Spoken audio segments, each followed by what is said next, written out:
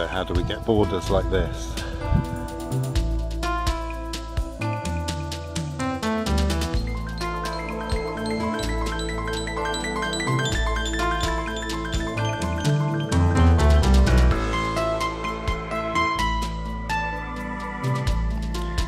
Let's find out.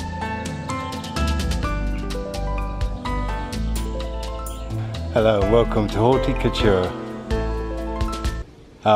I thought I'd expand on the compost corner video I did and show you the leaf mould. Here's the leaf bins here.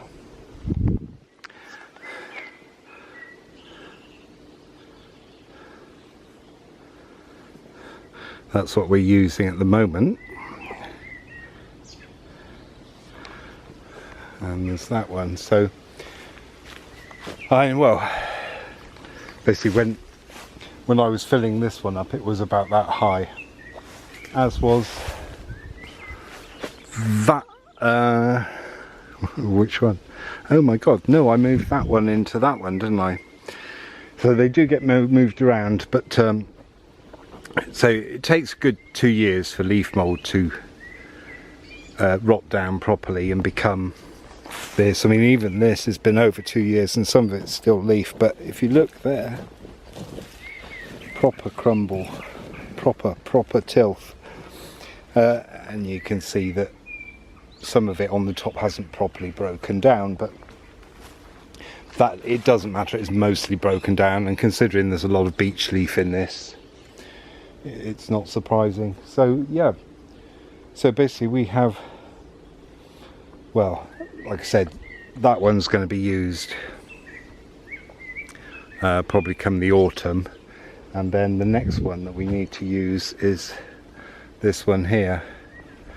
As you can see, it hasn't really, I mean, you can see a bit at the bottom, but it will have broken down. It'll only be the very top bits that are like that. But yeah, so if you can see, I mean, that's what, 7 foot diameter, and then stands another 5 foot off the ground. I don't know what that is in yeah, cubic meters, but it's quite a bit. So yeah, so that'll be a couple of years. So by the time we've used that, these will be ready. And we use this for, you know, planting acers. There's a lot of acers up in the wood. And I generally tend to use it if a plant needs some really good treatment. I give it leaf. And also, if you're planting plants that are naturally in woodland, they would have naturally had leaf litter, so it's perfect compost for them. We also put it on the beds and borders along with manure. We mulch with manure around roses and a few other things, and then we do the rest with leaf mould. It's fantastic stuff. We have many visitors to this garden, and over the years we've had thousands and thousands, and the two main areas they really want to see are the compost area and the leaf bins. And here's the leaf bins. You've seen the compost in the last video. We have many visitors to this garden, and over the years we've had thousands and thousands, and the two main areas they really want to see are the compost area and the leaf bins. And here's the leaf bins. You've seen the compost in the last video.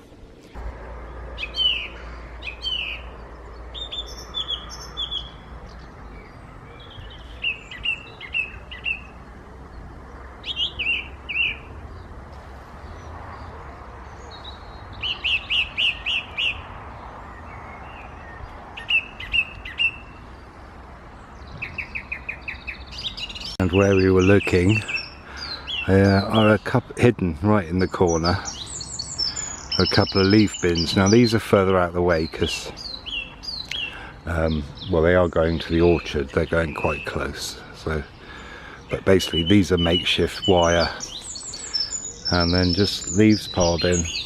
So this is 2, there's 1 here, I think that's ready for removal. Actually they both are, because I've missed a year. I can't remember why now, but there was a reason. And then there's some more behind it. And the 3rd one is at the other end of the place.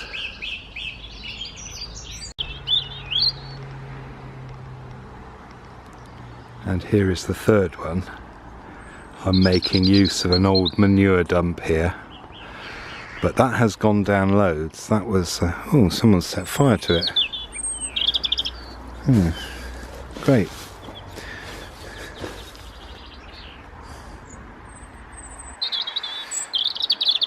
But you know, that was up to the top of the wall, so that's gone down loads, with apples on it actually from the apple tree. But there you go, you can see it's breaking down. That's mostly this year, so last autumn, so that's another couple of years before we'll use that. And here's 3 massive leaf bins. Basically last year, well, every year they are right up over the top, really, that much leaf, and it goes down to that in, what have we done, 8 months.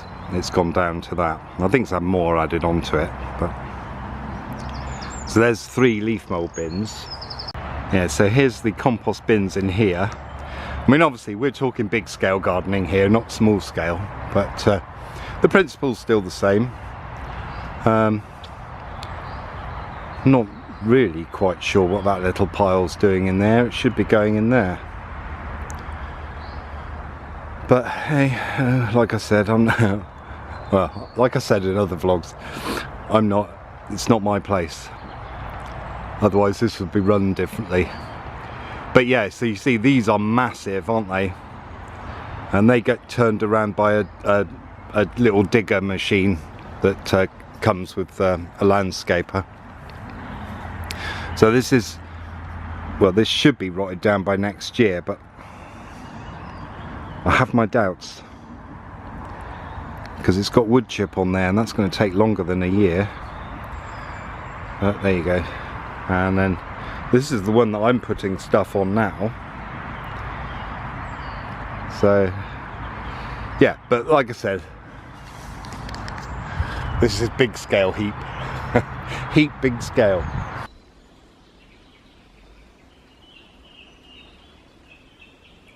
And here's 3 more makeshift ones. This is all made out of bits and pieces that we had around. So there's last year's, there's this year's, and this is the one we're using. So there's still a bit left to use of that when we need to. So by the time that's finished, that will be well rotted down. Or rotted down even more, and that will be well on its way and have enough time to do it. So that's how we do it here. Apparently this has been greatly admired, but as for covering, I've just found out that winter rain will leach nutrients out. And here's one of the Dalek bins. So basically, if you've got one of these, you'll need 2 really, because I've never used anything from out here. Well, that's broken down quite well, but I don't know how long that's been there.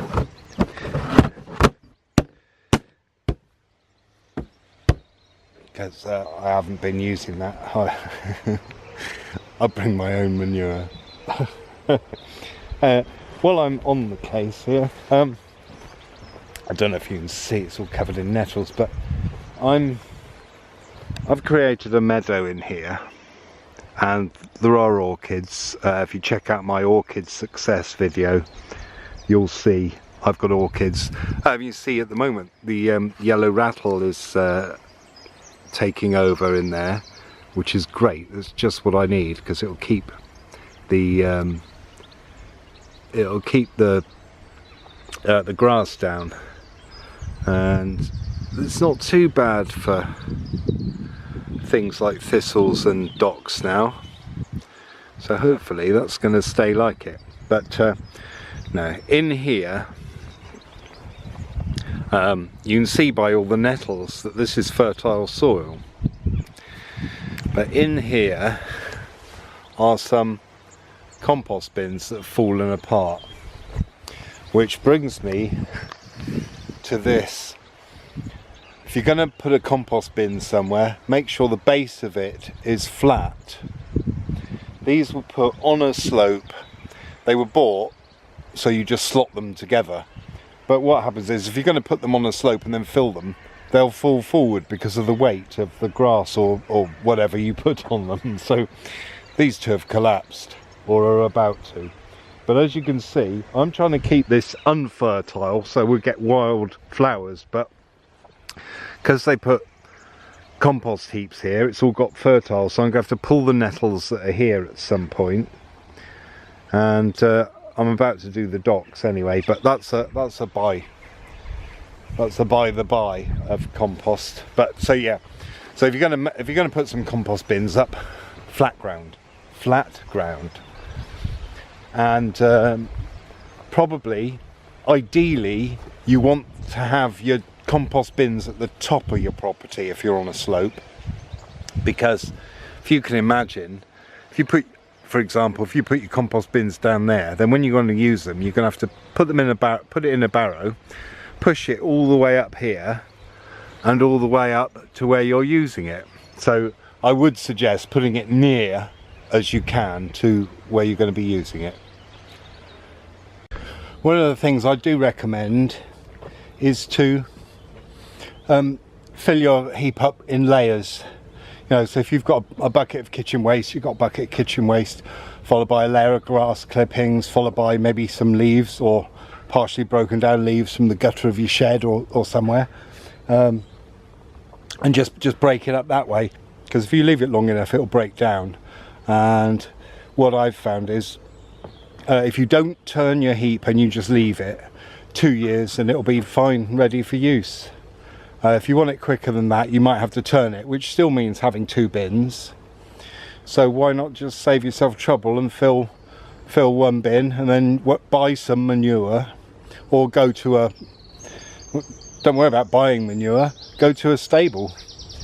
Ask them, because basically horses go all the time, and people with stables, as I know from over the road, they want someone to take it away, because you know they can only, the heap gets bigger and bigger. So if you want to take it away, that's fine, but remember, if you're going to use horse manure, you need to leave it for 6 months before putting it around a plant, because it can rot.